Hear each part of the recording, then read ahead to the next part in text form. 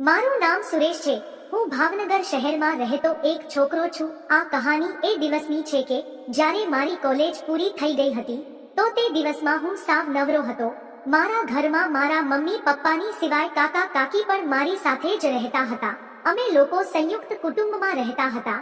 એક દિવસની વાત છે કે મારા કાકીને મળવા માટે તેની એક બહેનપણી કવિતા આવી હતી તો હું તેને જોતો જ રહી ગયો હતો. મેં તેને પહેલા તો ક્યારેય જોઈ ન હતી, પણ અત્યાર સુધી તો હું મારા ભણવામાં વ્યસ્ત હતો, આથી મેં તેને ક્યારેય જોઈ ન હતી. પણ આ વખતે મારી કાકીની બહેનપણી ઘરે આવી હતી તો હું તેને જોઈને ચોંકી ગયો હતો. તે જોવામાં એટલી સુંદર લાગતી હતી કે મારા રૂવાડા ઊભા થઈ ગયા હતા.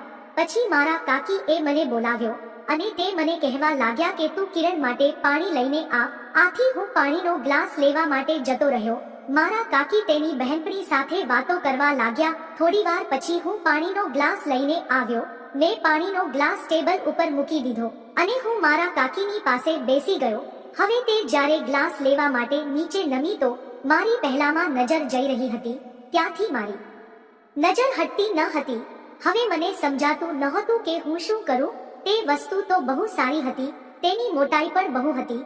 મને તો એમ જ થતું હતું કે સીધું ત્યાં જા, પણ હું પહેલા તો કોઈ વસ્તુ કરવા માંગતો ન હતો. પણ મારા મનમાં આ બધા વિચાર બહુ આવતા હતા. મેં પહેલીવાર જ આવા બટકા જોયા હતા. હવે મારી જવાની પણ બહુ બહાર આવી ગઈ હતી, આથી હવે મારે ગમે તેમ કરી કામ શોધવું હતું. હવે હું પણ નાનો ન હતો. ગરમી હતી અને મને પણ હવે શેરડીનો રસ પીવાની તાલાવેલી જાગેલી હતી. થોડીવાર થઈ તો અચાનક કાકીની નજર મારા ઉપર પડી. તે મને ધૂરીને કહેવા લાગ, યા તું શા માટે અહીંયા બેઠો છે?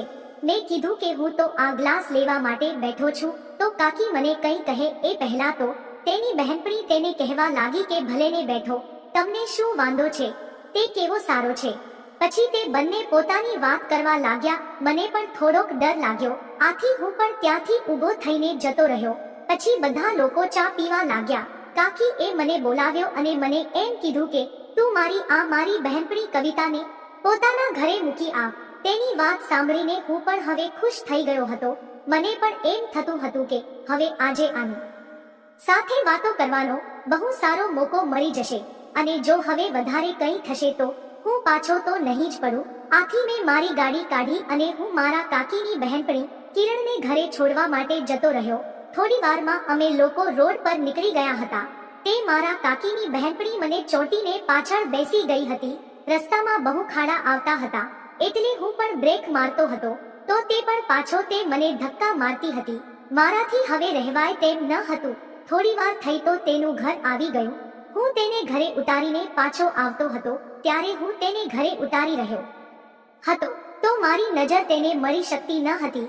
મને તેની સામે બહુ શરમ આવતી હતી, કારણ કે તેણે પાછળથી મને બહુ બધી વાર ધક્કા માર્યા હતા. મને એમ થતું હતું કે હવે મારું અહીંયા રહેવું સારું નહીં લાગે, આથી હું સીધો મારા ઘરે આવી ગયો. તો મારા કાકી મને જોઈને કહેવા લાગી કે રસ્તામાં કંઈ વાંધો તો નથી આવ્યો ને? મેં કીધું કે ના, વાંધો તો કંઈ નથી આવ્યો. મેં તેને સમયસર તેના ઘરે પહોંચાડી દીધા છે.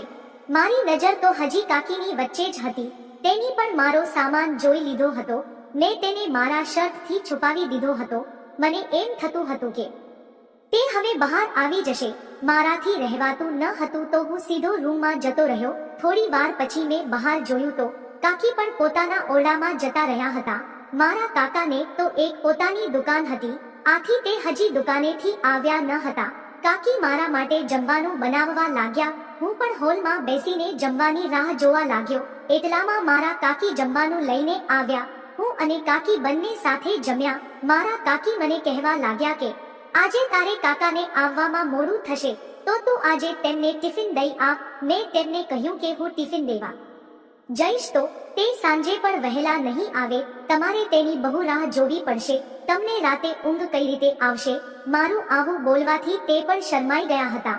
થોડીવાર અમે બંને એમ જ ચૂપ રહ્યા. પછી તે હસીને મને કહેવા લાગ્યા કે તું મને હવે જણાવ કે તારે કોઈ ફ્રેન્ડ છે કે પછી એમ જ હાથથી કામ કરી રહ્યો છે?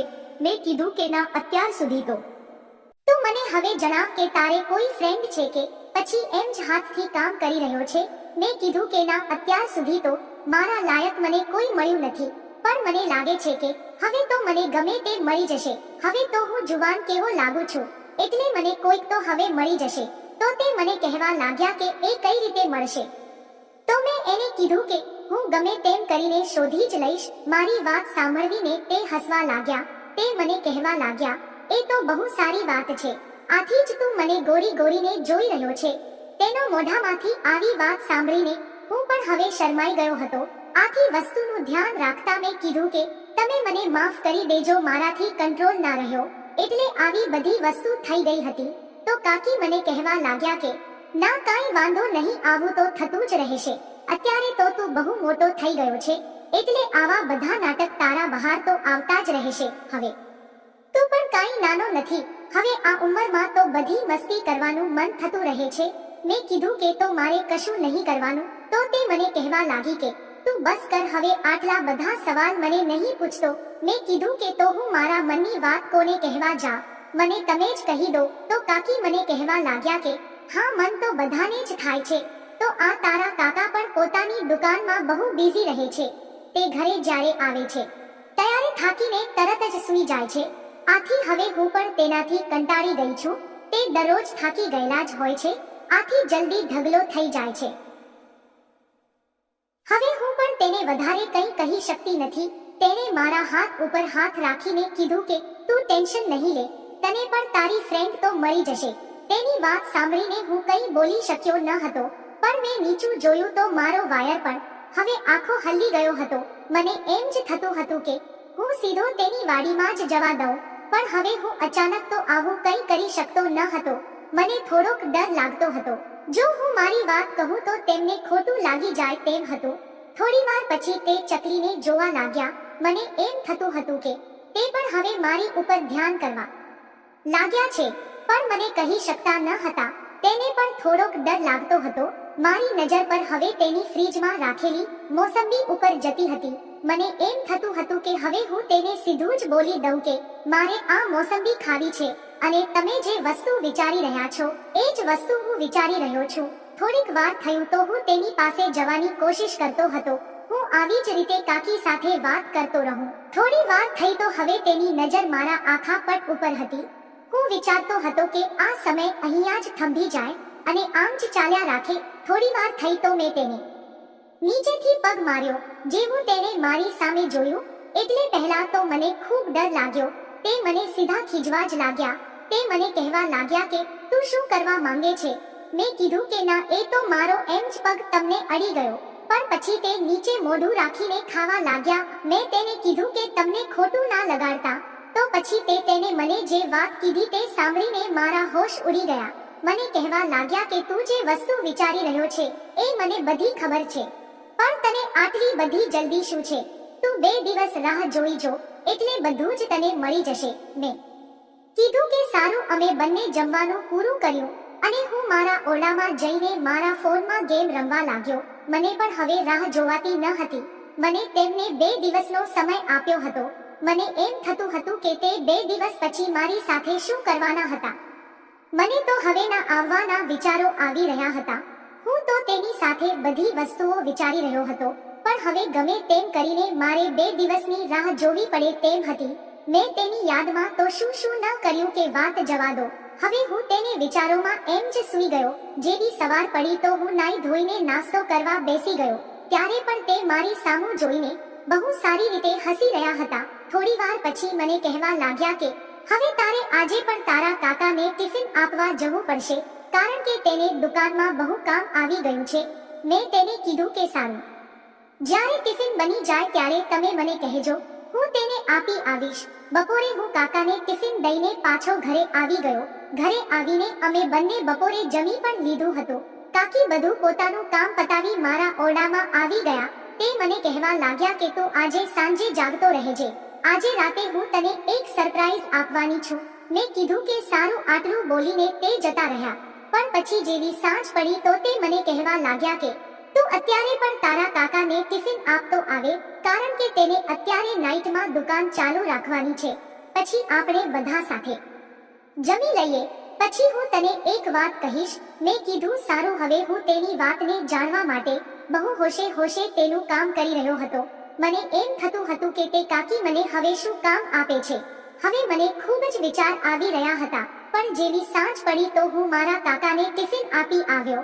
ઘરે આવીને મારા કાકી સાથે ખાવાનું પણ ખાઈ લીધું હતું. જમવાનું પૂરું કરી મેં મારે કાકી સામે જોયું તો તે મારી સામે હસી રહ્યા હતા. હું તેનો ઈશારો સમજી રહ્યો હતો, પણ હવે અચાનક તો હું તેને સામેથી કંઈ બોલી શકતો નહોતો. આથી હું મારા ઓરડામાં જતો રહ્યો. હવે એ દિવસ આવી ગયો કે તે મને સરપ્રાઈઝ આપવાના હતા. હવે તે કઈ વસ્તુ હતી એ મને પણ તેનો ઈશારો સમજાવી રહ્યો હતો. કારણ કે મને એમ થતું હતું કે મારા કાકી મારી પાસે આજે ખેતર ખેડાવી લેશે. કારણ કે મારા કાકા ખેતર ખેડી શકતા નથી, તે જલ્દી થાકી જાય છે. હું મારા ઓરડામાં મારા ફોનમાં ગેમ રમી રહ્યો હતો. મેં મારો દરવાજો થોડો ખુલ્લો રાખ્યો હતો. થોડી વાર પછી કાકી મારા દરવાજા પાસે આવ્યા. થોડો દરવાજો ખોલીને ત્યાં અંદર આવી ગયા. મેં તેને તરત જ કીધું કે તમે અચાનક કેમ અંદર આવી ગયા છો. તે મને કહેવા લાગ્યા કે તું મને કહેતો હતો ને કે તારે કોઈ ફ્રેન્ડ નથી, તો તું મને જણાવ કે તારે કોને ફ્રેન્ડ બનાવી છે. તું મને તેનો ફોટો બતાવ, તો હવે મારાથી પણ રહેવા નહીં. તો મેં તેને કીધું કે તમે આ સરપ્રાઈઝ આપવાના છો. તો તેમણે હા પાડી. મેં મારા રૂમમાં કાચ હતો. મેં કાકીને કીધું કે તે કાચમાં જુઓ, ત્યાં મારી ગર્લફ્રેન્ડ દેખાશે. તે જેવા કાચની અંદર જોયું તો તેમણે પોતાનો ચહેરો દેખાણો. તે પોતાનો ચહેરો જોઈને બહુ શરમાઈ ગયા. તે ધીરે ધીરે મારી બાજુમાં આવીને બેસી ગયા અને મને કહેવા લાગ્યા કે તું તો બહુ સ્માર્ટ નીકળ્યો. તું કાલે જે વસ્તુ મને કહી રહ્યો હતો એ બધી વસ્તુ હું સમજી ગઈ હતી. આથી હવે તું પણ મારી મદદ કરી દે. તારા કાકા તો સાવ બોરિંગ થઈ ગયા છે. આથી તું હવે આ મારું કામ કરી દેશ. હવે હું પણ તેનો ઈશારો સમજી રહ્યો હતો. થોડી વાર થઈ તો તેની સામે ચાલીને ઇલેક્ટ્રિક દીવાને બંધ કર્યો અને અમે ટીવીમાં મેચ ચાલુ કરી. આજે તેમણે ક્રિકેટનું મેદાન ખૂબ જ સરસ બનાવી રાખ્યું હતું. જોવામાં લાગતું હતું કે જાણે આ બેટ્સમેનની પીચ હશે. થોડી જ વારમાં બેટ્સમેન હેલ્મેટ પહેરીને આવી ગયો અને બેટિંગ માટે તૈયારી થઈ ગઈ હતી. અને જેવો જ તેમને મોકો મળ્યો એટલે તે સિક્સર અને 4 મારવા લાગ્યો. તેણે 2-3 ઓવરમાં જ પીચને ખરબચડી કરી નાખી. જો મિત્રો આ મેચ કોણ જીત્યું તે તમે જાણવા માંગતા હો તો વિડીયોને લાઈક અને ચેનલને સબસ્ક્રાઇબ કરી દેજો. ટૂંક સમયમાં જ આ વાર્તાનો બીજો ભાગ અમારી ચેનલ ઉપર મૂકવામાં આવશે. વિડીયો પૂરો જોવા બદલ તમારો ખૂબ ખૂબ ધન્યવાદ.